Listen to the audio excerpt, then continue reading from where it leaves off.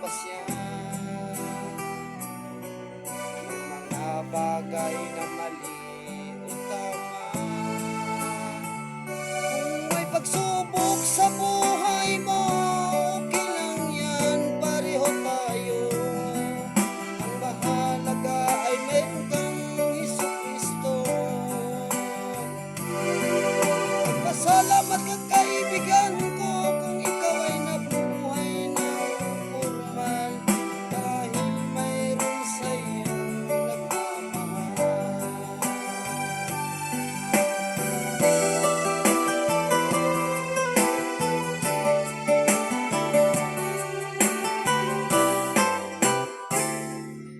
At bukas na lang guys ang karugtong kasi maulan na.